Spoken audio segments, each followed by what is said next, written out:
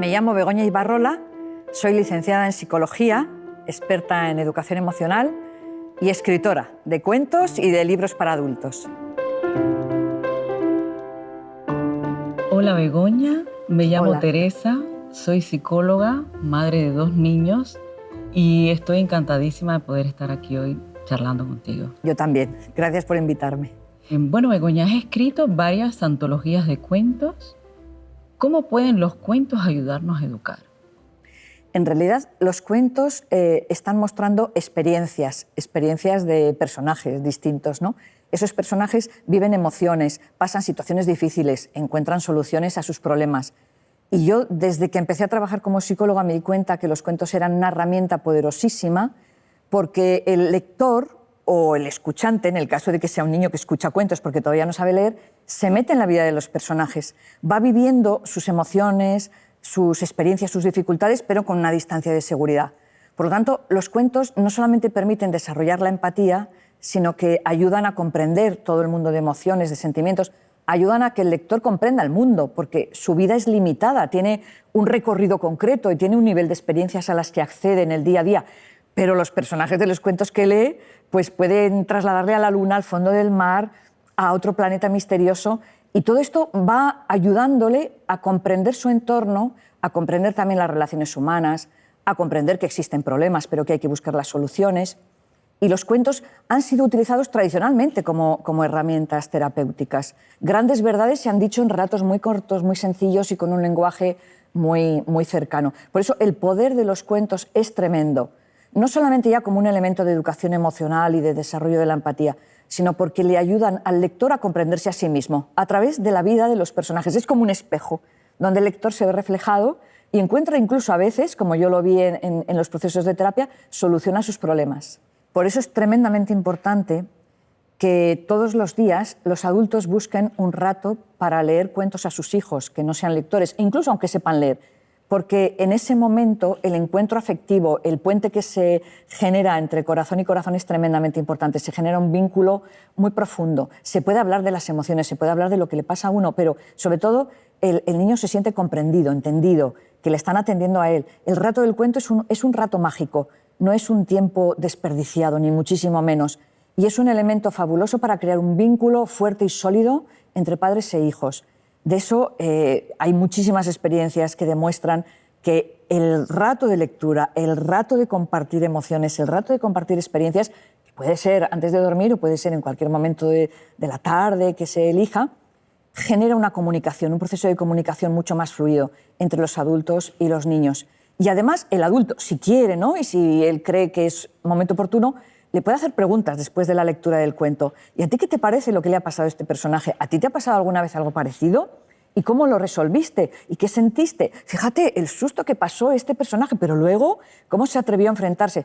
Y todo esto son lecciones que ese niño recibe sin ser, pues eso, una cátedra, ¿no? Donde le tienen que dar instrucciones para la vida. Al final, todos los cuentos y esa lectura del adulto al niño lo que le genera son herramientas para aprender a manejar su mundo interior, pero también su mundo exterior. Tú eres psicóloga, experta en educación emocional, pionera aquí en España. Oímos mucho hablar de inteligencia emocional, de educación emocional, pero exactamente ¿qué es? ¿En qué consiste? Bueno, ser emocionalmente inteligente es tener una serie de capacidades que tienen que ver, que giran alrededor del mundo de las emociones, esa dimensión emocional que es tan importante en el ser humano, porque somos seres que sentimos antes de ser seres que pensamos. Fíjate, cuando yo estudié la carrera de psicología, que terminé en el año 1977, es que no me hablaron de inteligencia emocional, es que tampoco me hablaron de emociones. Un día, para decirnos que, bueno, que se sabía que el ser humano tenía una dimensión emocional, que las emociones se procesaban en el cerebro, pero nada más. No había todavía tecnología como para observar el cerebro en vivo y en directo. Entonces, claro, las emociones son un campo de investigación bastante reciente. En la década de los años 90 al año 2000 le llaman la década del cerebro precisamente porque muchos países invirtieron grandes sumas de dinero en investigar. Fruto de esa investigación se desarrollaron tecnología, máquinas que hoy vemos con total normalidad en muchos hospitales del mundo que permiten observar el interior de tu cerebro y ver incluso si has pillado un chiste y si das una respuesta humorística. cómo respondes emocionalmente a una música o a otra. Entonces, lo que está claro es que la inteligencia emocional es una capacidad de la mente para percibir, para comprender, para expresar y regular emociones y para percibir y comprender las emociones de los demás. Y que esta información guíe nuestra conducta o nuestros pensamientos y sepamos en cada momento pues, cómo tenemos que comportarnos o incluso tomar decisiones, ¿no? Porque las emociones influyen en la toma de decisiones. Las competencias de las que consta la inteligencia emocional, o la persona con inteligencia emocional dispone de como 4 competencias básicas, que luego, evidentemente, nos sentimos más cómodos en unas que en otras porque nuestro temperamento y nuestras experiencias a lo largo de la vida han influido en su desarrollo. Pero la primera es la conciencia emocional, el saber poner nombre a las emociones. Es curioso porque si tú preguntas a cualquier chaval, a cualquier joven, a cualquier niño, ¿cuántas emociones conoces? Pues es que el número de palabras asociadas a emociones es bastante bajo. ¿Qué es lo que sucede? Que lo primero es saber y comprender que las emociones tienen distintos niveles de intensidad. Entonces, no es lo mismo estar un poco contento que estar eufórico. No es lo mismo temer a algo que tener pánico a algo. No es lo mismo estar un poco desilusionado que estar deprimido. Las palabras nos indican el nivel de intensidad de esa emoción. Por lo tanto, la primera competencia es conocerse a sí mismo, poner nombre a esas emociones y luego saberlas expresar. ¿Cómo? Con las palabras, evidentemente, pero también con la expresión gestual, porque el lenguaje de las emociones es eminentemente no verbal. Luego, la regulación emocional, que esto cuesta más porque, ya te digo, en función del temperamento hay personas muy impulsivas, muy expresivas, que les cuesta más regular. Entonces, la regulación no es la represión emocional, ni muchísimo menos. Es aprender a expresar adecuadamente las emociones, con 2 requisitos: que no hagamos daño a los demás, pero que tampoco me haga daño a mí. Si yo reprimo mi emoción, me hace daño a mí. Pero si yo exploto y expreso todo lo que siento, puedo hacer daño a los demás. Evidentemente, a esto se une la automotivación, el tener metas, objetivos, ir a por ellos, tener ese fuego interior, ¿no?, que se traduce en capacidad de esfuerzo, de persistencia, de constancia, de optimismo para conseguir metas que me apetecen en la vida, pero también aceptando que el esfuerzo no garantiza el éxito, que garantiza la satisfacción personal de haber hecho todo lo que estaba en mi mano. Y luego hay 2 competencias más interpersonales, más sociales, que son la empatía y la competencia social. La empatía, evidentemente, es ponerme en el lugar del otro, comprender al otro. No significa estar de acuerdo con el otro, pero sí respetar sus opiniones, sus formas de ser, darme cuenta de por qué se comportan como se comportan, de lo que están sintiendo, y esas señales que el otro me envía me hacen que en algún momento yo me acerque o me distancie de la otra persona, que en algún momento intervenga o me mantenga simplemente a la expectativa, que consuele a una persona o simplemente le diga estoy aquí para lo que quieras. Todos esos rasgos de la persona empática son muy valorados en la actualidad y, evidentemente, en la competencia social intervienen muchas habilidades que tienen que ver con esa asertividad, con esa comunicación asertiva y respetuosa a los demás, con esa también habilidad para resolver conflictos o prevenir la aparición de conflictos. La verdad es que una persona con empatía no genera tantos conflictos porque es muy delicada, ¿no? Es amable y percibe cómo están los demás y entonces no provoca conflictos. Lo que pasa es que la vida nos trae conflictos muchas veces y hay que aprender a solucionarlos. Y, por supuesto, la persona que tiene esta competencia social es muy hábil en el trabajo en equipo también. Sabe cómo cada persona es diferente y saca lo mejor y utiliza los talentos de cada persona. Entonces, claro, ese conjunto de capacidades, de habilidades que comprenden la inteligencia emocional se desarrollan. ¿Cómo? Con entrenamiento. Y por eso es tremendamente importante empezar con los niños y niñas desde los 3 años a entrenar determinadas emocionales, por supuesto respetando su proceso de maduración y sabiendo que no le podemos pedir a uno de 3 años que se regule, sino que nosotros le tenemos que ayudar a regular, es una corregulación. Pero a partir de 6 o 7 años ya el cerebro está maduro como para que empiece ese proceso de autorregulación. Todo eso se aprende porque son habilidades. Igual que se aprende a cocinar cocinando y se aprende a nadar nadando. A lo mejor a una persona le cuesta más, dentro de este perfil de persona con inteligencia emocional, a lo mejor le cuesta más la competencia de regulación, ¿no? Que es a lo mejor muy explosiva en su carácter o muy temperamental, pero se puede aprender. ¿Cómo? Entrenándose. Entonces, al final, lo que en las investigaciones nos dicen es que una persona con inteligencia emocional es más feliz, porque no se siente a merced de su mundo emocional, sino que ella lo controla y lo dirige. y también es capaz de percibir todo el entorno emocional de los demás y ser prudente o adaptarse a distintas circunstancias.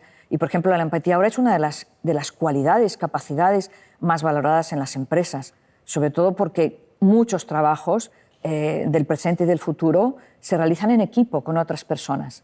Y puede que haya a lo mejor personas muy sobresalientes en capacidades cognitivas que fracasen estrepitosamente por no saber desarrollar estas competencias emocionales, por no ser emocionalmente inteligentes. ¿Cuáles son las claves para ti para educar emocionalmente a nuestros hijos? Es necesario enseñar a los niños desde bien pequeños determinadas lecciones emocionales. Algunas son más fáciles, otras son más difíciles en función de variables que tienen también que ver con el temperamento y el carácter de cada uno, ¿no? Pero la primera lección es poner nombre. Hay que enseñarles a poner nombre a sus emociones.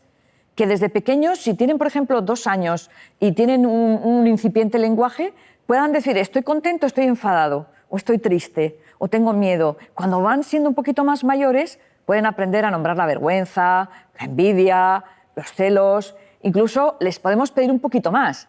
¿Estás muy contento o un poquito contento nada más, ¿no? Para valorar un poco su nivel de intensidad. Que ellos se den cuenta también, porque identificando sus emociones y dándose cuenta del nivel de intensidad, es más fácil luego poder regular esa emoción. La segunda lección emocional, que para mí es básica para el desarrollo de la personalidad equilibrada en cualquier niño, es que aprendan a quererse, a valorarse. Es decir, que se desarrolle su autoestima, que se den cuenta de que son seres únicos en el universo, con potencialidades y con limitaciones, como cualquiera, que todo no se les da bien, ¿no? A veces pues las familias me dicen, yo le digo a mi hijo para potenciar la autoestima que es muy bueno en todo. Digo, pues no es verdad y no es adecuado. La autoestima se alimenta desde el realismo. Esto se te da muy bien y lo haces fantástico y casi no te tienes que esforzar, pero esto otro te cuesta un poquito, así que te tendrás que esforzar un poco, ¿no? Cuando un niño, una niña tienen una buena autoestima, ya es como que tenemos una tierra fértil donde cualquier cosa que queramos sembrar va a prosperar. Pero yo, fíjate, te comento que en mis años de terapeuta lo que observé es que más del 90% de mis pacientes tenían baja autoestima, tenían muchos problemas. Y si eso no se corrige en la edad infantil, luego ya cuando son mayores van buscando el reconocimiento, están muy dependientes de los demás, no son nada autónomos emocionalmente porque todo lo hacen para que les valoren, para que les feliciten. Por lo tanto, tienen ahí una consecuencia bastante negativa. La tercera lección, que es tremendamente importante y que en esto yo creo que tenemos las familias que procurar un poquito más poner el acento, es que tienen que aprender a tolerar la frustración. Hay una cosa clara. La vida está llena de frustraciones. Tienes que hacer cantidad de cosas que tú no quieres hacer. Todo no lo puedes elegir. Y hay que educar a los hijos diciéndoles, mira, en la vida hay algunas cosas que puedes elegir, pero otras no. Si llueve, llueve. Y por más que te enfades, no tiene sentido que te enfades porque va a seguir lloviendo, no depende de ti, ¿no? Entonces, tolerar la frustración significa que hay que aprender a esperar, que hay que ser paciente y darse cuenta que en todo momento no lo tienes ya, lo que tú quieres y de la manera que quieres. Es también prepararles para enfrentarse a ese malestar emocional que conlleva cualquier frustración, porque eso no se lo podemos evitar. O sea, nadie se siente bien cuando un objetivo que quiere cumplir no se cumple, o cuando encontramos obstáculos a nuestros deseos, ¿no? Pero hay que decirles con claridad, mira, todo en la vida no lo puedes elegir. Es que no me gusta este compañero. Lo siento, ¿te aguantas? Porque tú no eliges a tus compañeros. A lo mejor hay algún compañero tuyo que no le gustas tú. Es que esta asignatura, cuando ya son más mayores, no lo puedes elegir. Por lo siento, para aprobar este curso tienes que aceptar aprobar esta asignatura. Tú no haces el plan de estudios. Y esto va increciendo. En algún momento tú puedes decir, es que no me gusta tal compañero de trabajo. Pues te aguantas. Porque la vida te está poniendo personas que tú no eliges. Y en realidad solo podemos elegir eso a los amigos y a la pareja. Y de alguna forma tenemos que basar nuestra educación en un sentido realista y decirles a nuestros hijos, a lo largo de la vida te vas a encontrar con muchos momentos de frustración. Pues si te encuentras una piedra en el camino tendrás que aprender a saltarla. O sea, lo que no se trata es de blindar a los hijos frente a las dificultades, sino darles herramientas para que sepan enfrentarse a ellas. No se trata de ir quitando las piedras del camino, sino enseñarles a saltar esos obstáculos.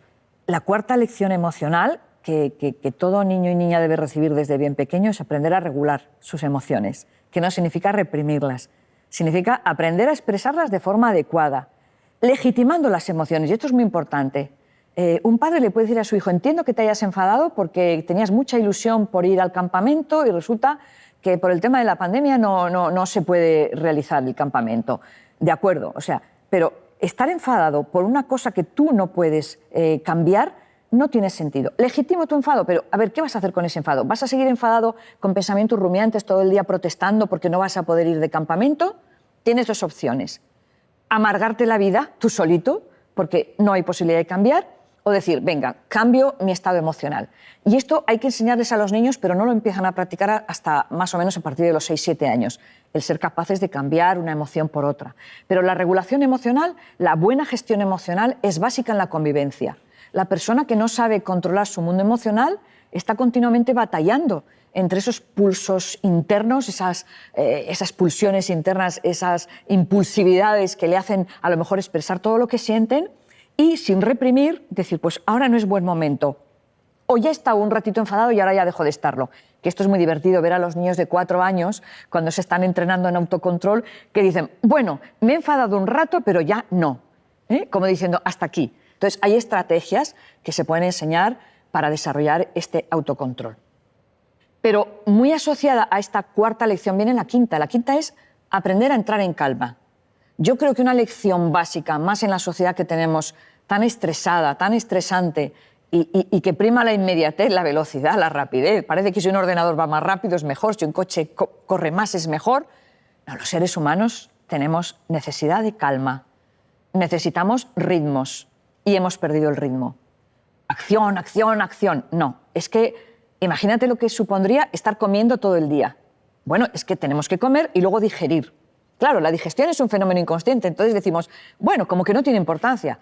Da la casualidad que tu salud depende de lo que digieras, que un exceso de estrés o de ansiedad bloquea ante un examen a alumnos brillantes que han podido estudiar muchísimo, pero que luego no les luce, porque el primer síntoma del estrés es el bloqueo de la memoria. Entonces, esta lección, quinta lección, es tremendamente importante y sobre todo porque es nadar contracorriente en estos momentos. Y decir, no me puedo sentir culpable, es que es un deber mío, yo tengo que cuidarme. Para cuidar mi bienestar y cuidar el bienestar de los demás, tengo que buscar momentos de calma, a través de hobbies, a través de tomar un café con alguien, a través de una charla. Y la sexta, que es muy importante, es aprender a pensar en positivo. Ser optimista, pero realista. No podemos negar la realidad. No se trata de ponernos unas gafas de color de rosa y decir que el mundo va fenomenal, que todo está muy bien y que no hay problemas. No. Pero se trata de ver la botella medio llena. Todavía queda la mitad del agua en la botella. La botella no va a cambiar si tú ves que te falta la mitad o que todavía te queda la mitad. Sin embargo, la percepción de las personas que se enfocan en positivo amplía su mirada, les da como más creatividad, más capacidades de reaccionar, de resolver problemas. Una visión optimista hace que te enfoques en la solución, en vez de estar dando vueltas y vueltas y vueltas al problema, que con darle vueltas no lo vas a resolver. La persona optimista también es más solidaria, es más altruista. Se ha demostrado en muchas investigaciones científicas que hablan de esto, porque cuando estamos en negativo, cuando estamos dando vueltas a los problemas, estamos muy centrados en nosotros. Sin embargo, cuando volcamos una mirada optimista de decir, a ver, todos los problemas tienen solución, tenemos que contribuir y formar parte de esa solución, esa persona es mucho más proactiva, es mucho más autónoma y a la vez es mucho más feliz.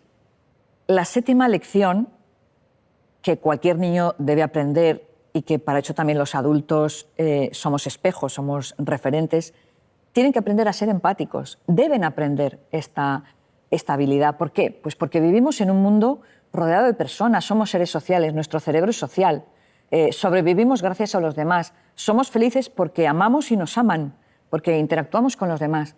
Luego, la empatía te permite ponerte en el lugar del otro, comprenderle, entender sus motivaciones.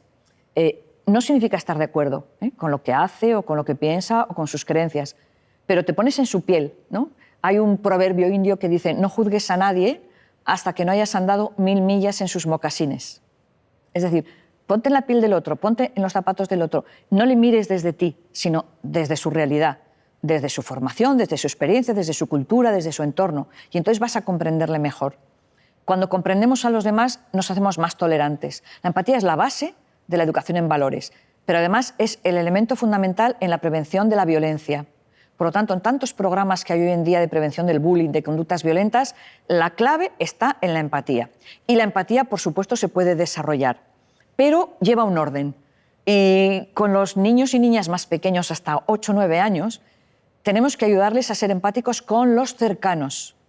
Y a partir de los 9 años, nuestro cerebro ya es capaz de entender a cualquier persona de cualquier lugar del mundo, aunque no la conozcamos. ¿Por qué digo esto? Porque a veces en algunos colegios, sobre todo que yo doy formación a colegios y me encuentro, pues, por ejemplo, hacen una campaña para recaudar fondos para los que han sufrido un terremoto o la campaña para ayudar a paliar el hambre en el mundo. De acuerdo que hay campañas muy solidarias, pero una persona se puede sentir muy solidaria con gente que no conoce y ser cruel con el compañero. Y esto es lo que debemos evitar. Debemos ser muy prácticos. Sé empático con los que te rodean. Sé amable, sé cariñoso, sé comprensivo. Tenles en cuenta. Hazte cargo de sus necesidades, de sus emociones. Y la última lección no es porque sea ni más ni menos importante, ¿no? Pero es aprender a comunicarnos con los demás de forma asertiva. Hay 3 tipos de comunicación: agresiva, sumisa o pasiva y asertiva. Sería la fórmula equilibrada. La persona agresiva impone su voluntad, ¿no? Y esto sí que tiene también un poquito que ver con el temperamento, porque las personas como más fogosas, más impulsivas, suelen tender a tener un estilo de comunicación más agresiva, más de imponer y descalificar a los demás. ¿Pero cómo puedes pensar esto? ¿Pero cómo puedes opinar de esta manera? La persona sumisa es la tipo camaleón. Lo que tú digas, donde tú digas, como tú quieras, porque huyen del enfrentamiento. Normalmente, esto me lo he encontrado siempre en terapia, los niños que son más sumisos es porque tienen baja autoestima. Si una persona se quiere a sí misma, puede expresar sus necesidades, sus deseos, sus opiniones, sin enfrentarse con nadie, no. Y hablar en mensajes: esto es lo que yo pienso, esto es lo que yo necesito, esto es lo que yo creo, pero respeto que tú pienses, necesites y creas cosas diferentes. Esa es la asertividad. Empodera mucho la asertividad en los niños porque les permite sentirse capaces, sentirse competentes y sentir que su voz cuenta. Yo creo que si en todos los colegios del mundo y en todas las familias se trabajaran estas 10 competencias, la sociedad sería totalmente diferente. Begoña, tienes una colección de cuentos llamada Cuentos para Sentir, donde hablas de emociones como el enfado, la tristeza. ¿Podrías darnos algún ejemplo de cómo trabajar estas emociones que provocan malestar en nuestros hijos? Lo primero que debemos es legitimar todas las emociones. ¿Por qué? Porque venimos con ellas, con 6 por lo menos en el código genético, luego para algo están.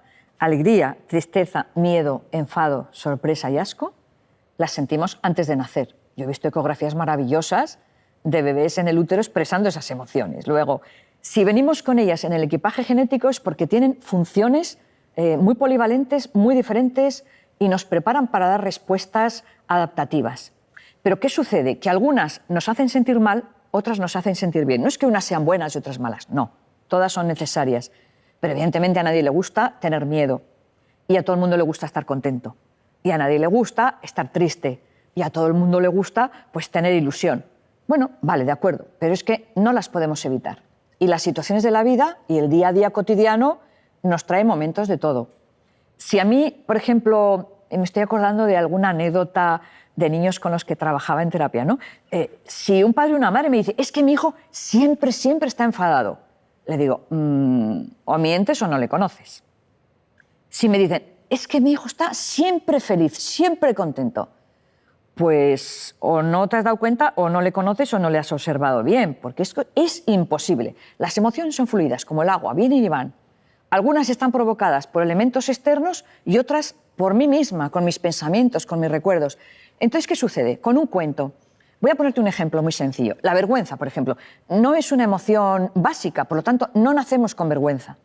Pero podemos sentir vergüenza porque es una emoción secundaria, que está desarrollada por cuestiones sociales de nuestro entorno. Y bueno, y nosotros incluso tenemos 2 tipos de vergüenza. La vergüenza ajena, que en otras culturas no existe, pero en la nuestra sí.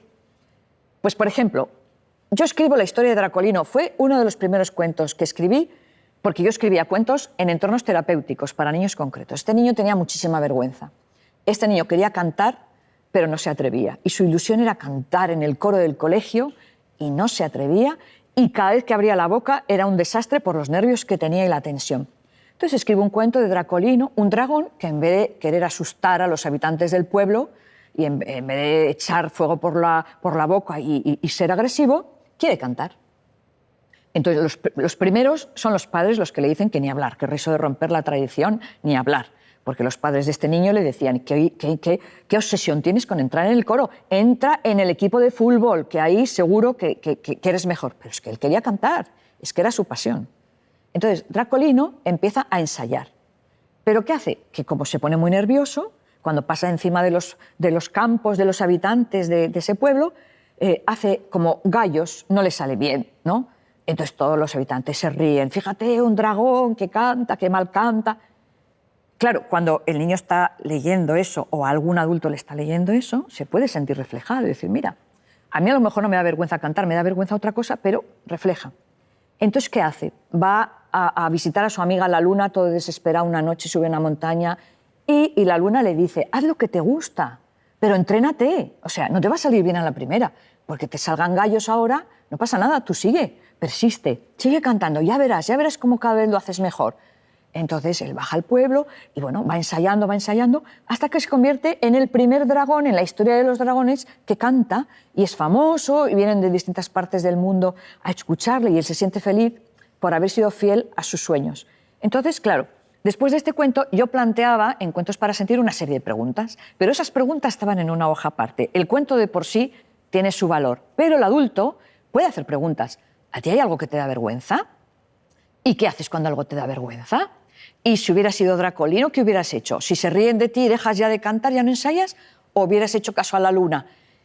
Ese diálogo lo que permite es que el adulto entre en el corazón del niño, ¿no? Llame a la puerta al corazón del niño, entre y pueda entablar un diálogo de cosas que son muy sutiles, pero que son muy importantes. Pero claro, en Cuentos para Sentir, pues hay 46 cuentos. Cada capítulo es una emoción y hay preguntas. No hay ilustraciones, luego de ahí salió una colección de libros ilustrados que a los niños más pequeños, pues claro, ya ven las caras, ¿no? Yo procuro que los ilustradores sean muy fieles a las expresiones gestuales y exageren incluso un poco para que también les sirva de forma para aprender a expresar emociones. Y en definitiva, todos los cuentos pueden ir trabajando los celos, la envidia, el rechazo, distintas emociones, dándoles además una visión de por qué una persona puede sentirlo, pero también dándoles soluciones, cómo puedes salir y cómo puedes resolver esa emoción. Begoña, en uno de tus libros nombras un decálogo para educar niños felices. ¿Cuáles serían las claves, como tú bien dices, para educar a los niños en la felicidad? O sea, que sean niños felices. Bueno, en primer lugar, yo tengo una visión de lo que es la felicidad que a veces no todo el mundo comparte. Yo creo que la felicidad es una actitud interior, nace de dentro. Puede haber personas, lugares, cosas que nos favorezcan el estado de felicidad y otras personas, lugares o cosas que puedan entorpecer un poquito, pero al final es una actitud interior. Entonces, los padres no pueden provocar la felicidad en sus hijos, pero sí pueden ayudarles a que ellos mismos encuentren su felicidad. ¿Cómo? Pues yo diseñé 10 puntos importantes. El primero, amor incondicional. Yo creo que si un niño se siente querido, ya tiene una parte importante de felicidad cubierta. Querido por lo que es, no por lo que hace. Y ahí creo que las familias tienen que hacer un hincapié muy especial. No solamente es que, no, yo ya le quiero, no, pero lo tienes que demostrar, se lo tienes que demostrar. Los niños necesitan demostraciones de afecto. Necesitan que les demuestres que confías en ellos, que son personas valiosas para ti, que les quieres, que están en tu corazón, que tengan esa, vamos a decir, como esa base sólida de amor incondicional, de apego seguro, que les permita crecer felices. En segundo lugar, que se quieran a sí mismos, desarrollar su autoestima, haciéndole ver que es un ser único, con talentos, con limitaciones, con cosas que se le dan muy bien, con cosas que le resultan más difíciles, que su forma de ser es peculiar, que es distinta o distinto a su hermano o a otros compañeros, que no se tiene que comparar. Nutrir su autoestima es también centrarse en sus éxitos, no estar todo el día corrigiendo y diciéndole lo mal que hace, que no llega, que no sabe, que no puede, sino, bueno, centrándose en sus talentos. Y yo creo que a veces, por lo menos la educación tradicional, prestaba más atención al corregir que al valorar. Y tiene que haber un equilibrio. Yo siempre les digo a las familias, Si haces una crítica a tu hijo, luego tienes que darles 2 alabanzas. O sea, vale, a esto lo has hecho mal. Oye, pero qué bien me estás ayudando y qué bien te sale ya tal cosa. Así vamos manteniendo un poco el equilibrio, ¿eh? Y no nos escoramos en la crítica. La tercera, y esto es tremendamente importante, es desarrollar su autonomía. Es decir, que cada vez hagan más cosas solos, que se sientan independientes. Aunque el proceso de autonomía es un proceso muy divertido y muy curioso, porque a los 2 años los niños quieren hacerlo ellos todos solos y sabemos que no pueden hacerlo solos, pero cuando dicen yo solito, yo quiero, hay que ayudarles un poquito. Bueno, pues empiezo con la cremallera y luego sigues tú. Bueno, pues lleva los cubiertos a la mesa. En vez de llevar el vaso, que es más peligroso, lleva los cubiertos.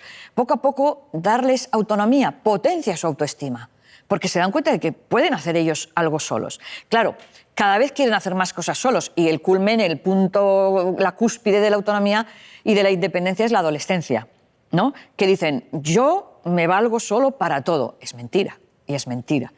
¿Cuándo alcanzamos la madurez? Cuando comprendemos la interdependencia. Desde mi independencia, pero yo te necesito también para ser feliz.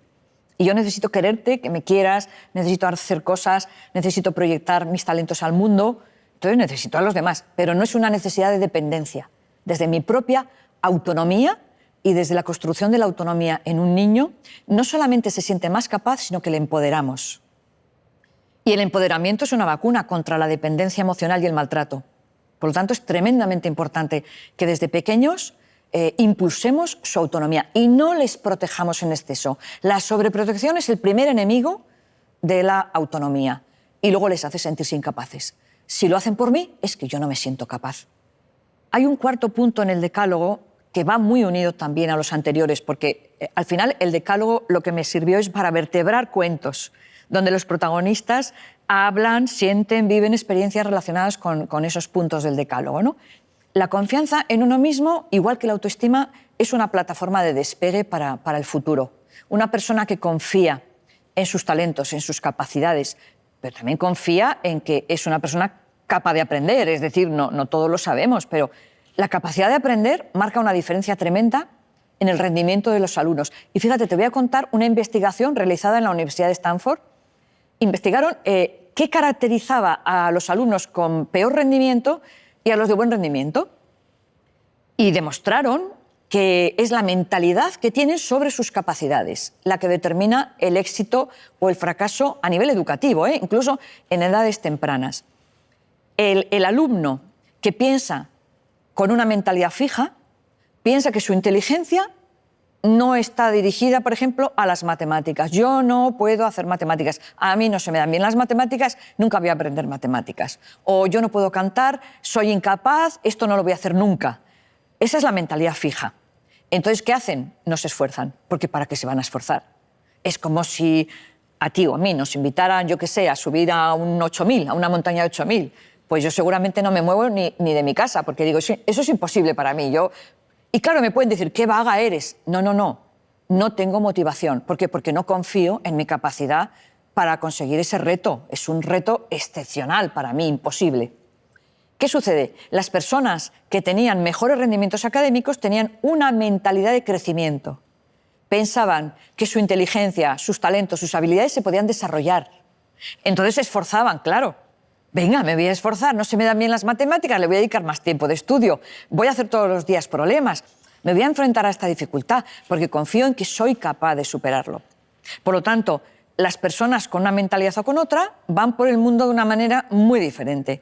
Y por eso ese punto del decálogo de confía en ti, comprende que de verdad está muy vinculado al otro punto que vamos a hablar ahora, ¿no? Que es valorar el esfuerzo y la persistencia. Pero es que si no confías no te vas a esforzar.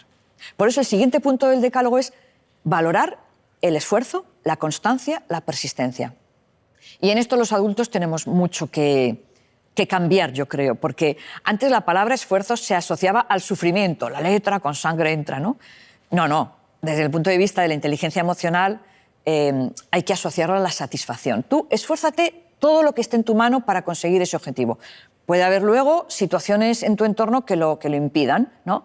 Por ejemplo, el otro día una profesora me contaba pues que se estuvo preparando 4 años para una oposición. La víspera del examen, un ataque de apendicitis. Bueno, pues ¿qué se le va a hacer? Es que tú no controlas todos los elementos de la vida, ya lo hemos hablado antes, pero asumes que has puesto en tu mano todo lo que estaba, porque has trabajado a tope, has rendido a tope, te has entrenado a tope. Bueno, pero el esfuerzo, si lo asociamos al sufrimiento, los niños no se quieren esforzar. Lo que hay que decirles, no, esfuérzate e intenta hacerlo lo mejor posible. Pero, ojo, si te sale mal a la primera, persiste, sé constante. ¿Te caes de la bicicleta? Vuelve a subirte. ¿Y cuántos niños se han caído de la bicicleta y dicen, ya no quiero volverme a subir a la bicicleta? No les puede hacer feliz, porque se dan cuenta ellos mismos que no son capaces de enfrentarse a retos, redundan en una baja autoestima. O sea que, como digo, los elementos están un poquito interconectados, pero de alguna manera los quería poner separados para darle su importancia, ¿no? Otro punto para mí muy importante de este decálogo para ayudar a niños y niñas a ser más felices, ¿no? Porque ya digo que no se trata de regalar la felicidad, sino sería el regalo que todos los padres y madres harían a su hijo nada más nacer. Es vivir con honestidad, ¿no? y apostar por ser sinceros, ser honestos. Yo creo que la educación en valores tiene que ir orientada a una ética, a una forma de relacionarnos con los demás donde esté basada en la confianza mutua. Y hay confianza cuando la persona es honesta. Si una persona, por ejemplo, te miente, es que ya en esa relación es como que se abre una fisura. Claro, en este sentido, los padres y madres tienen que ser el ejemplo, ¿no?, vivo de esa honestidad. Y de esa también coherencia con lo que piensan, entre lo que dicen y lo que hacen. Con lo cual, los niños que crecen en un ambiente donde, por ejemplo, imagínate que han hecho una trastada, que han hecho algo mal, han estado jugando en el salón y han roto algo cuando tú les has dicho 1000 veces que no jueguen en el salón.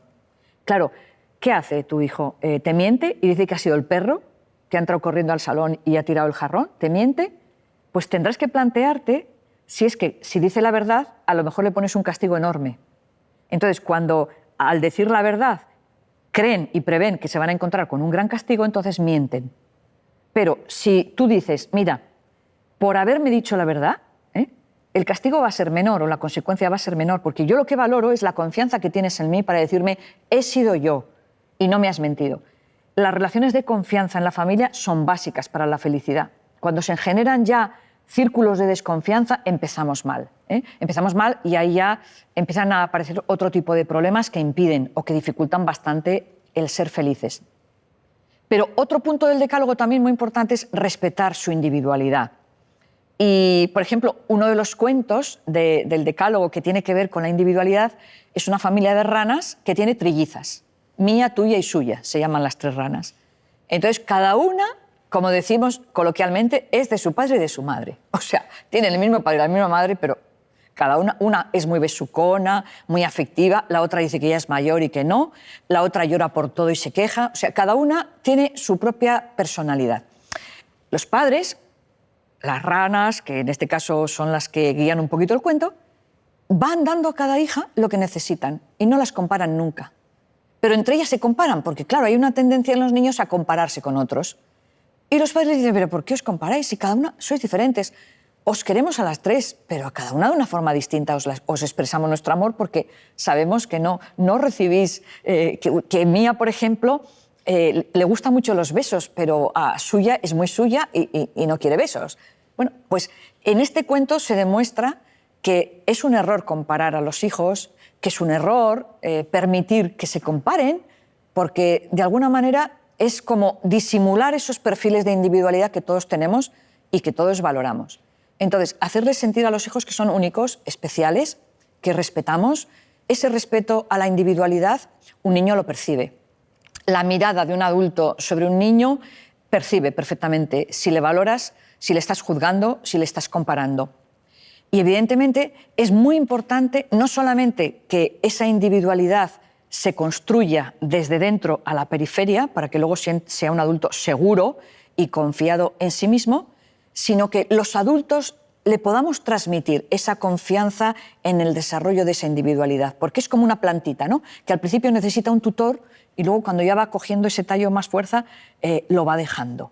Pero de alguna forma sabemos perfectamente, y los psicólogos en esto nos damos cuenta, ¿no?, que cuando un niño es muy frágil, es porque no le han ayudado a crecer con seguridad y porque no han aportado ese puntito de confianza en sí mismo y no han tenido en cuenta sus peculiaridades.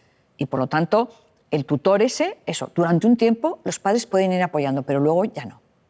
Pero también, para ser felices, necesitan límites y normas. No podemos ayudar a que nuestros hijos se desarrollen bien, ¿no? y se sientan personas seguras en el mundo si solamente les damos afecto y amor. También hay que darles límites. Los límites hacen que los niños se sientan seguros, les ayudan a crecer felices, les ayudan a saber qué pueden hacer, qué no pueden hacer y también a prever las consecuencias. Ojo, yo conozco muchas familias que les costaba poner límites cuando eran pequeños. Decían, que sean felices, que hagan lo que quieran, ya de mayores. No, los límites deben empezar a los 2 años, a regular, a poner hábitos, rutinas. ¿Qué son los hábitos y las rutinas? Poner unos límites. Ahora se come, ahora se cena, ahora vas al baño, ahora te lavas los dientes, ahora te acuestas. Todo eso, esas pautas, esos hábitos, esas rutinas que llamamos cuando son pequeños, les hacen sentirse seguros. ¿Por qué? Porque pueden predecir lo que va a venir después. Cuando los adultos ponen normas y límites, también tienen que enseñar al niño a prever las consecuencias de saltarse los límites y las normas. Es decir, no según el estado de ánimo del padre o de la madre, el castigo es mayor o la consecuencia va a ser más fuerte. No, mira, si no comes en este espacio de tiempo porque estás mirando al tejado aquí y no te centras en la comida, pues luego, en vez de ver este rato los dibujos animados, vas a ver un poquito menos, porque la hora de acostarte sigue siendo la misma. Es decir, que el niño pueda hacer una proyección, o bien ceno ahora rapidito en el tiempo que me dan, rápido, sin agobios, porque la calma ya he dicho que es muy importante, pero marcar esas pautas. Entonces, hay que decirles a los niños, y yo muchas veces cuando trabajo con adolescentes se lo digo, normas y límites hasta que nos muramos. A mí no me pueden enterrar donde a mí me dé la gana. Hay normas, hay límites. Yo conozco, por ejemplo, una persona que cuestiona los stop y dice que es que algunos están mal puestos. Y le digo, bueno, pues es que cuando voy con él en el coche es un sin vivir, porque claro, tú nunca sabes si va a frenar o no va a frenar, porque tiene que considerar si aquel stop está bien puesto o mal puesto. No, a ti te han dicho en las normas de tráfico que si hay un stop te paras y tienes que cumplirlo y sin una gran frustración ni una gran protesta. Si enseñamos a los niños desde pequeños que el entorno normativo lo que nos permite es vivir en comunidad y convivir entre todos y saber que todo el mundo se va a parar ante el stop, vamos a vivir mucho más felices. Entonces, es importante normas, límites, pero también prever las consecuencias. Hay un 9º elemento en este decálogo muy importante, que es aportarles seguridad. Y esto tiene que ver con propiciar un entorno seguro en la casa. Ahora que se habla tanto de la seguridad, no existe un entorno de 0 riesgos. Hasta en el hogar se pueden producir accidentes domésticos. Los niños pueden meter el dedo en el fuego o puede haber se pillan con un cajón, pueden pasar cosas. Pero el entorno seguro, yo me refiero a un entorno emocionalmente seguro, donde haya confianza, donde cada uno se pueda expresar con libertad, donde sientan que si tienen miedo a algo no se van a reír de sus miedos, sino que les van a aportar esa seguridad para enfrentarse a ellos, donde los adultos son como elementos que contienen a ese niño. Y el último, que es muy importante, es educar en la paz, ¿no? Muy relacionado con lo que he hablado antes sobre la calma. Un entorno en la casa donde los padres no estén como locos todo el día haciendo cosas, que esto es lo que ha pasado a veces en algunos momentos del confinamiento, ¿no? Del año pasado, porque de alguna forma los ritmos son importantes. Y tú puedes estar en un momento dado muy estresada, muy concentrada, porque tienes un trabajo muy urgente que sacar, pero que tu hijo vea que después descansas un rato y juegas con él o escuchas música o te tomas un refresco, un helado y descansas un poquito. Que haya paz en el hogar, porque un ambiente muy estresante en el hogar no permite que los hijos crezcan felices.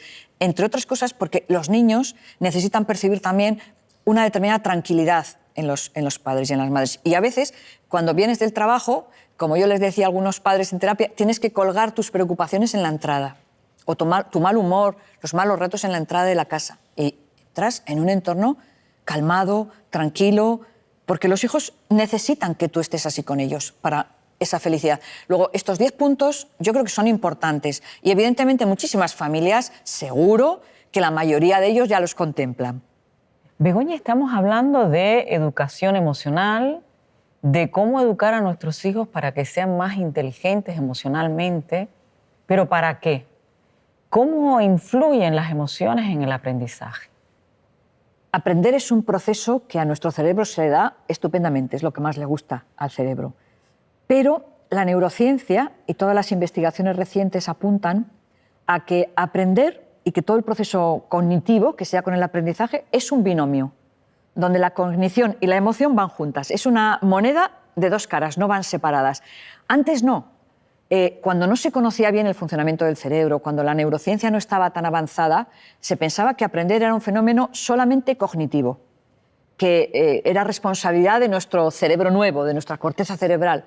Hoy se sabe que no, que las emociones influyen en el que aprende y en el que enseña, ojo, también. Por lo tanto, las emociones son las guardianas del aprendizaje. ¿Por qué? Porque son las responsables de la memoria. Lo que está claro es que solo nos acordamos lo que hemos aprendido con emoción o lo que hemos vivido en nuestra vida con alguna emoción. El cerebro nuestro es selectivo. Las emociones son el pegamento de los recuerdos. Que luego esos recuerdos pueden ser más positivos o más negativos. Pero si alguna persona no te ha dejado huella en tu vida, no te acuerdas de ella. No nos acordamos de todos los profesores. Solo nos acordamos de algunos. De los que o nos han dejado huella o cicatriz.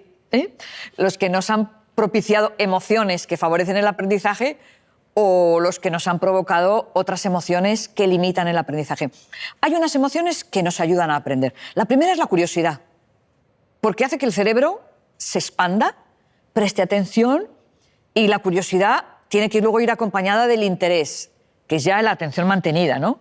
Pero la curiosidad, como que cuando algo nos llama la atención, cuando algo nos interesa, casi aprendemos solos, buscamos la información donde esté. La curiosidad, pero luego la confianza en uno mismo, por lo que he dicho antes.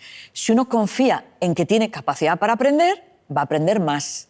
Se va a poner retos mucho más complejos, ¿no? Y a medida que va cumpliendo esos retos, su nivel de autoexigencia va a ser mayor.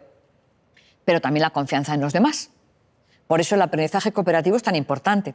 Porque sé que yo trabajo en un equipo donde todos los demás no son como yo, que a cada uno se le dan bien cosas diferentes, pero que entre todos, como dicen los japoneses, el equipo es más que la suma de sus miembros. El producto que sale de un equipo no es la suma de 1 más 1 más 1, no, es más exponencialmente.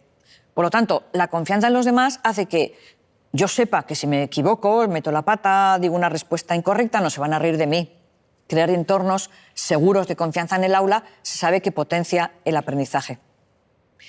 Aparte de eso, se ha demostrado que la calma, la tranquilidad, también potencia el aprendizaje, porque permite centrar la atención. Es decir, no hay miedo, no hay nada que me perturbe, estoy centrada, tranquila, por lo tanto, aprendo mejor, presto más atención, retengo en mi memoria mejor, más cosas, ¿no?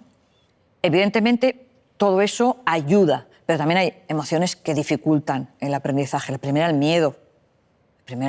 Porque el miedo bloquea el acceso a la memoria. Si un alumno ha estudiado mucho, yo qué sé, para un examen, como su nivel de ansiedad se dispare, es que se bloquea y se puede quedar en blanco. Y es un drama, ¿no? Porque, a ver, el que no ha estudiado, que haga un mal examen no es tanto drama, porque si no ha estudiado, pues no tiene mucho en la memoria, pero habiendo estudiado que fracases es un problema. Entonces, el miedo, la ansiedad y el estrés.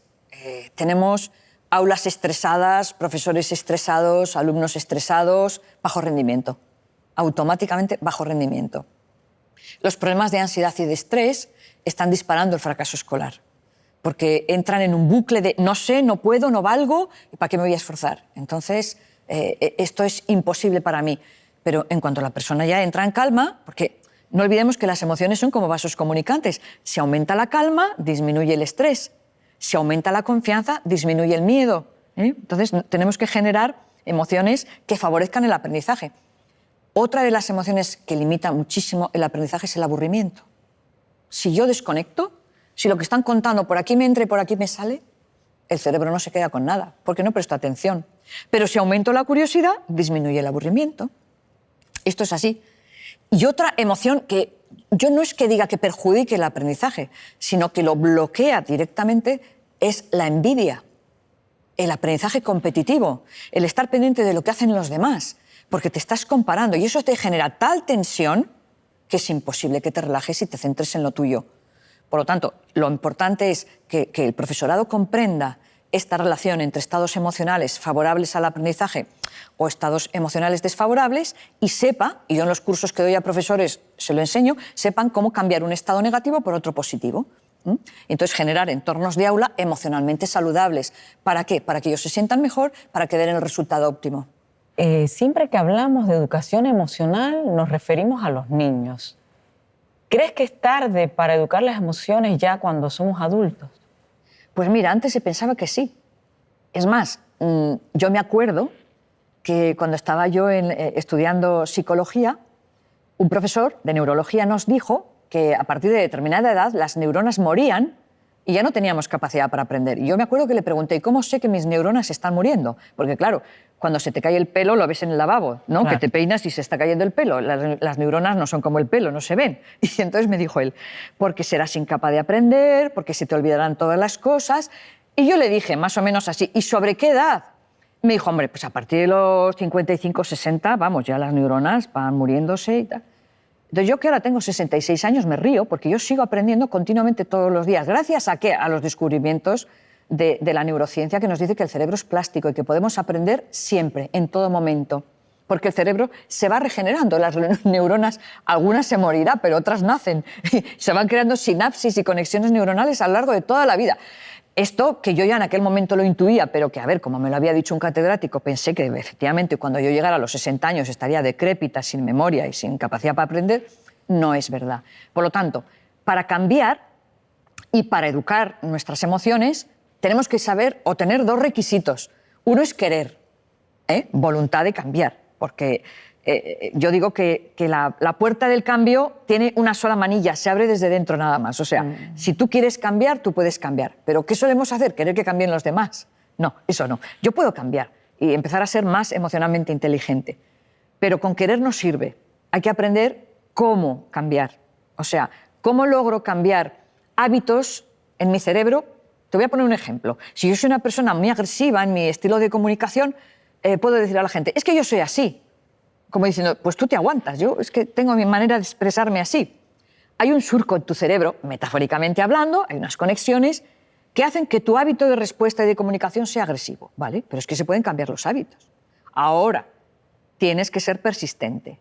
Y cada vez que te venga el impulso, decir, me calmo, respiro hondo, contesto en un tono de voz, o en ese momento no contesto, contesto después. Hay estrategias y practicándolas poco a poco, ese surco, que a modo de metáfora, ahora sí, es como unas vías del tren que tú has construido, con lo cual el tren se monta y va por donde está la vía.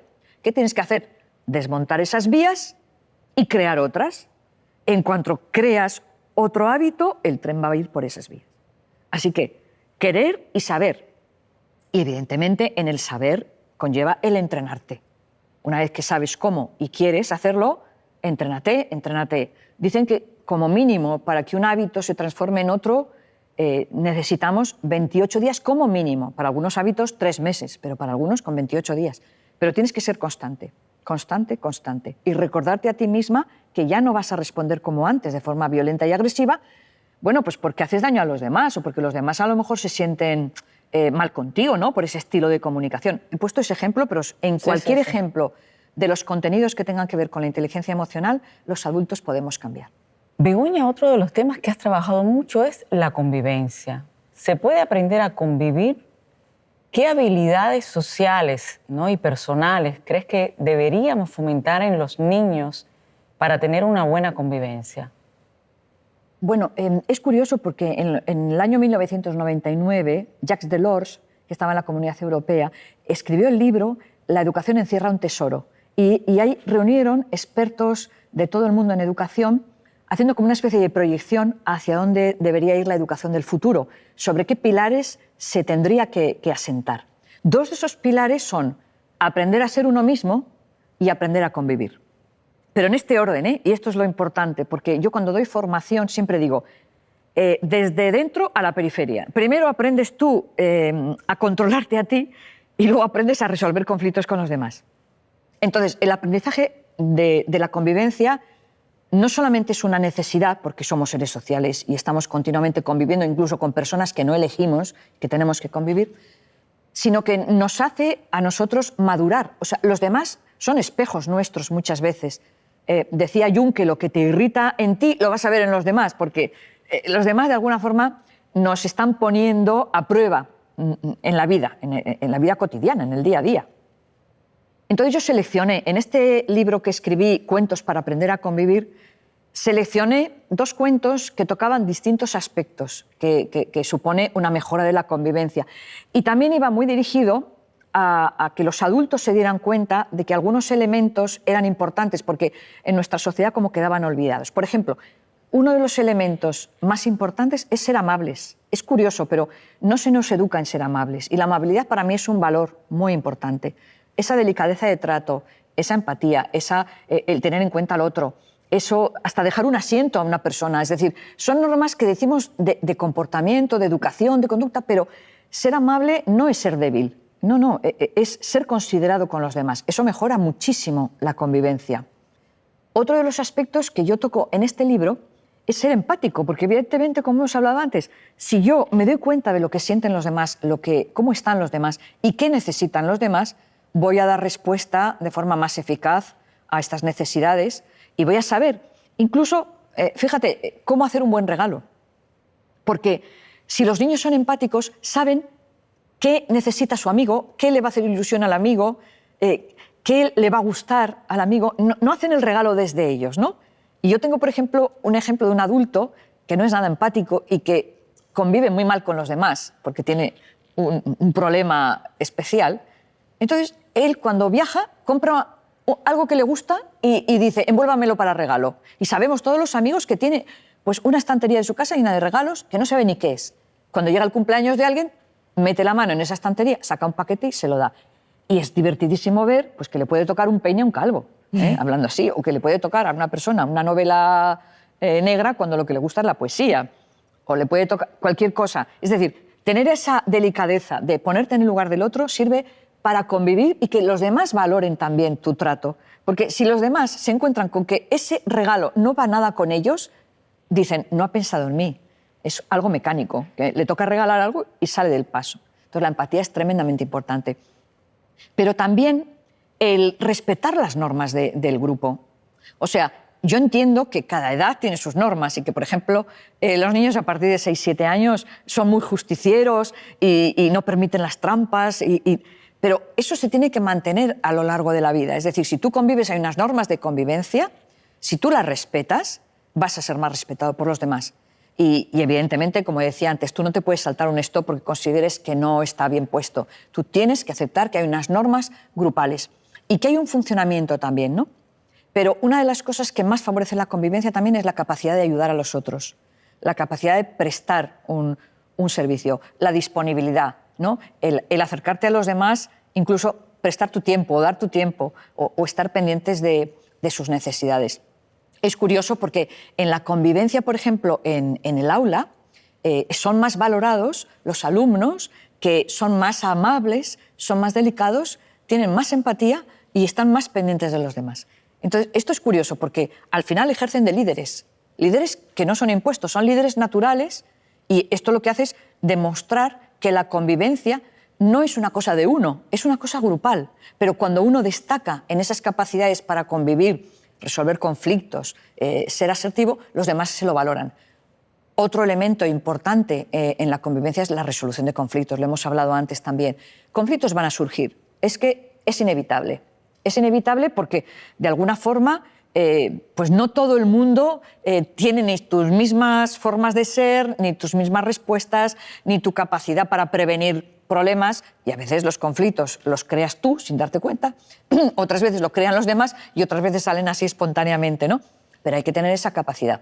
En el cuento Cuentos para aprender a convivir es el Amazonas, es un bosque maravilloso donde un niño guaraní se pierde. Entonces los animales de la selva amazónica, yo elegí los animales que estaban en peligro de extinción, le van dando esta educación en valores, ¿no? Y le van haciendo ver cosas y le van poniendo situaciones en la cual él va aprendiendo que en un ecosistema, pero que da igual el ecosistema, sea una selva, o sea el aula, o sea su familia, hay que ser capaz de ceder en muchos momentos y dejar espacio al otro. Y en otros momentos no. Ser asertivo y decir, pongo límites, hasta aquí hemos llegado. Aprender a decir que no es un elemento también importante en la convivencia.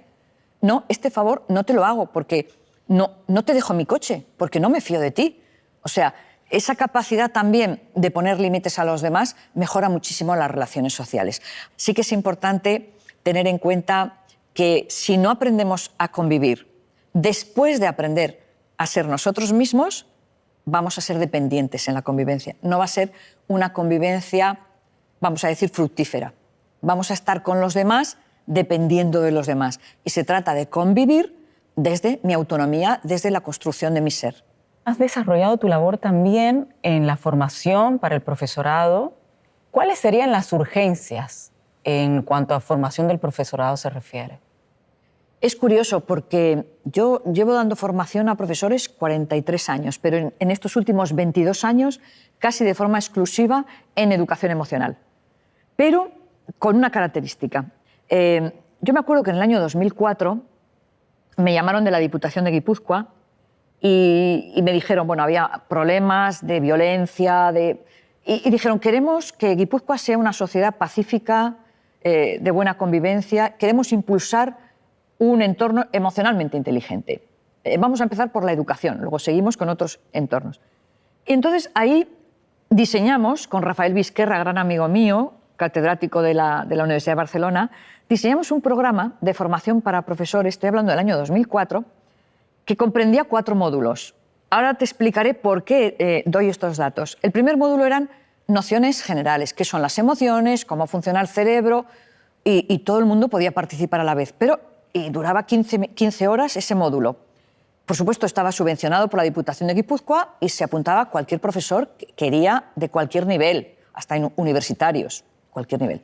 Pero el segundo módulo eran 60 horas de desarrollo de las competencias emocionales personales. Y el tercer módulo era el desarrollo de estas competencias emocionales o de la inteligencia emocional en el aula. Luego el cuarto, aquella persona que quisiera ser educador de educadores en educación emocional, ¿no? Pero el segundo módulo, cuando Goleman vino a San Sebastián a clausurar el programa, que duró 4 años, nos dijo, este es el segundo mejor programa del mundo y la clave está en el segundo módulo. Dice, cosa que en la mayoría de los lugares no se realiza. Es decir, el profesorado tiene que trabajarse sus propias competencias emocionales porque nos encontramos muchas veces que si a ellos les falta autocontrol, ¿cómo van a enseñar a los alumnos a autocontrolarse, ¿no? Si les falta empatía, pues ¿cómo van a enseñar a que los alumnos sean empáticos? Se puede, pero es más difícil. Y muchos profesores venían y nos decían, ¿me puedo pasar al tercer módulo? Saltándome el segundo. Y decíamos, no, lo siento. Claro, eran 60 horas. Aquello era un proceso personal maravilloso. Y luego ya, en el tercer módulo, infantil con infantil, primaria, secundaria, universitario, porque las dinámicas ya prácticas en el aula eran totalmente diferentes, no nada que ver. Entonces Goleman en la comida habló con nosotros y nos dijo, es que nunca los profesores, o sea, casi nunca quieren trabajarse ellos primero. Y estuvimos hablando y dijimos, claro, pero pasa una cosa, en los programas de formación de profesores, solamente la Universidad de La Laguna contempla la educación emocional de los profesores y el desarrollo de competencias. Y solamente en Canarias, en la Comunidad de Canarias, existe una asignatura que se llama Educación para las emociones y la creatividad. Educación emocional y para la creatividad. Solamente existe una asignatura de libre configuración que si Madrid elige robótica y Canarias elige educación emocional, ya nos está dando pistas. Pero ¿qué sucede? Que los profesores por sí mismos han demandado esta educación. Pero el proceso de formación en el profesorado tenía que incorporar herramientas de educación emocional, porque se están encontrando con problemas emocionales en el aula que no saben cómo abordar. Porque si no conocen, por ejemplo, que si un alumno tiene miedo a las matemáticas, y esto es un ejemplo como muy común, ¿no? Cuando un alumno tiene miedo a las matemáticas y está en tercero o en cuarto de primaria, tiene una memoria emocional asociativa, porque la memoria emocional es de carácter asociativo. En su mente dice matemáticas, fracaso, matemáticas, suspenso, matemáticas, dolor, sufrimiento. Entonces, para que un profesor entienda lo que tiene que hacer para que ese alumno separe esos dos conceptos, matemáticas, sufrimiento, y diga matemáticas, éxito, matemáticas, aprendo, matemáticas, apruebo, tiene que saber cómo hacerlo. Y eso no se enseña en el magisterio. Les enseñan metodologías, les enseñan... Y todos los profesores que a mí, bueno, por lo menos que han recurrido a mí o a Vizquerra o a otras personas que damos formación en este campo, nos dicen, es que no sabemos qué hacer, es que sabemos que hay un alumno con ansiedad y no sabemos cómo abordar, es que hay bullying en mi clase, hay mucha agresividad, mucha violencia. Entonces lo que ven es que en cuanto trabajan ellos con los alumnos, el clima de aula cambia, aumentan los rendimientos, disminuye la ansiedad, desaparecen los partes al jefe de estudios, no hay problemas de conducta y dicen, es que esto es una maravilla, ¿por qué no hemos aprendido antes? Bueno, yo creo que hay una exigencia por parte del Ministerio de Educación de considerar en los planes de formación del profesorado el desarrollo de competencias emocionales personales y en el aula, en los dos campos. Esperemos que algún día llegue. Bueno, Begoña, ya para terminar, muy agradecida por esta charla, te quería hacer una última pregunta. Según tu experiencia, ¿cómo te gustaría que fuera la educación? ¿No? ¿Cuál es la escuela que tú sueñas? Es curioso porque en las cumbres de WISE de la educación que se celebran todos los años nos hablan de la escuela del futuro. Y yo en algunos elementos estoy de acuerdo y comparto, pero yo realmente sueño con una escuela primero inclusiva y que cualquier persona del mundo pueda acceder, ¿no? Accesible a todo el mundo, viva donde viva, tenga la situación socioeconómica que tenga. Una educación de calidad, que no digo de cantidad, porque confundimos a veces calidad con cantidad y no se trata ya, en este momento que estamos en este siglo, de acumular conocimientos, sino de desarrollar habilidades. Me imagino y sueño con una educación sin asignaturas, una educación por proyectos, por programas, por tareas, donde... por supuesto, los conocimientos estén inmersos, estén relacionados de forma transversal, como ahora mismo muchas escuelas trabajan en proyectos diferentes, donde conocimientos matemáticos, con conocimientos lingüísticos, con conocimientos artísticos, van generando sinergias, porque al final la vida no está compartimentada. La vida es dinámica, fluida, intervienen distintos elementos. También sueño con una educación donde no importe que alumnos de distintas edades estén juntos, porque yo he visto el poder que tiene el aprendizaje entre iguales.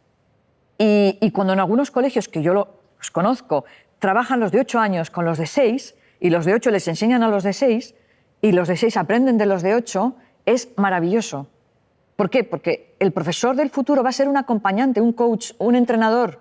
No va a ser el que va a dar información, va a facilitar las vías para que el alumno encuentre la información y sea significativa para él y la pueda comparar con su día a día.